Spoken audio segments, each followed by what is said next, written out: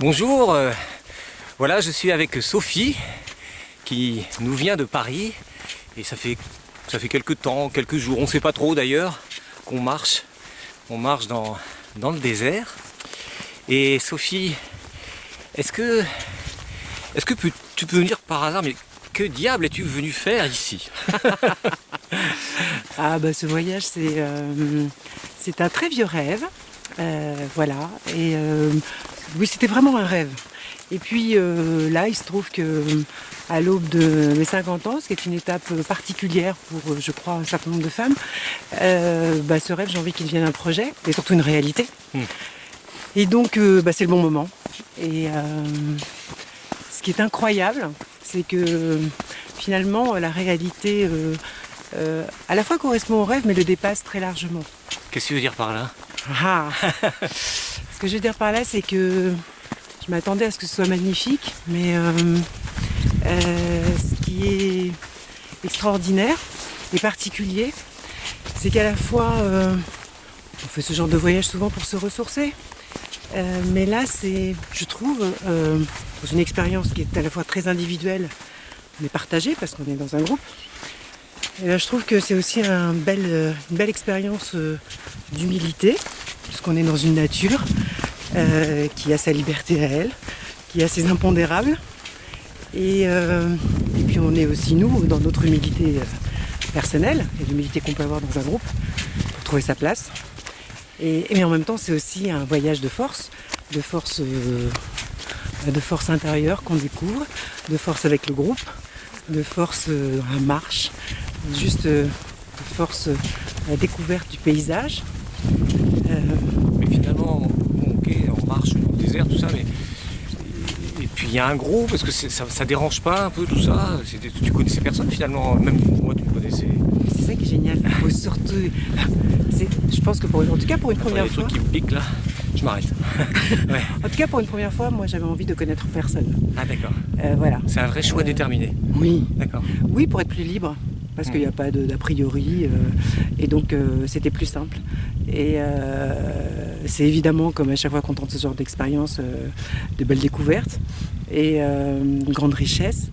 Et du coup, ça me donne envie de recommencer, mais avec des gens que je connais, parce que j'ai envie de leur faire partager ça. Ah oui, ce qui serait une autre expérience. Ouais.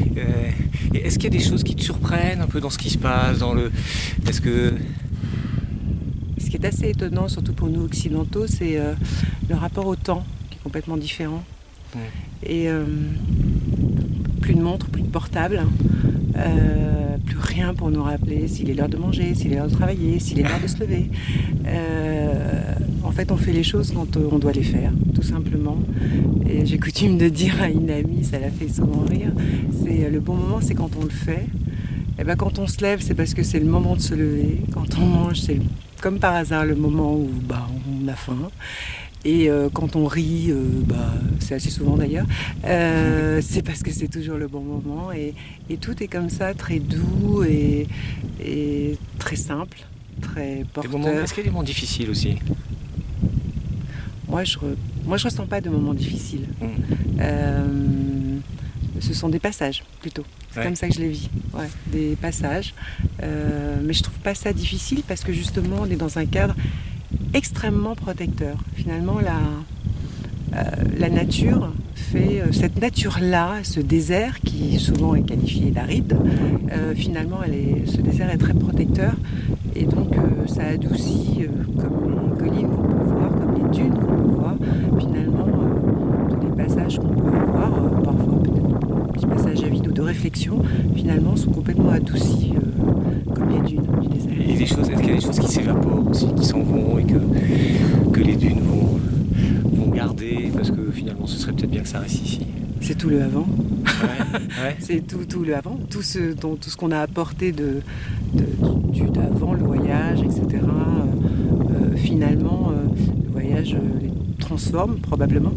Et du coup, c'est la question de la marche, quoi. Quand on fait un pas, même si on fait un pas en arrière, on ne peut pas faire comme si le premier pas n'avait pas existé. Donc le changement s'est opéré. Donc c'est vraiment une très très belle aventure. Ce serait quoi les mots d'invitation que tu pourrais faire à quelqu'un qui nous regarde et qui se dit « Oh oui, peut-être, peut-être pas ». Tu dirais quoi? Bah, s'il y a peut-être, c'est oui. S'il y a peut-être, c'est oui. S'il y a peut-être, c'est oui. Donc si vous en êtes là dans cette vidéo, c'est que vous en êtes encore, ou peut-être. Mais Sophie vient de vous dire que si c'est peut-être, c'est oui. Alors bienvenue dans le désert, dans un désert pour vous, parce que c'est vraiment un cadeau qu'on se fait. A très bientôt, au revoir, merci Sophie. Merci Laurent.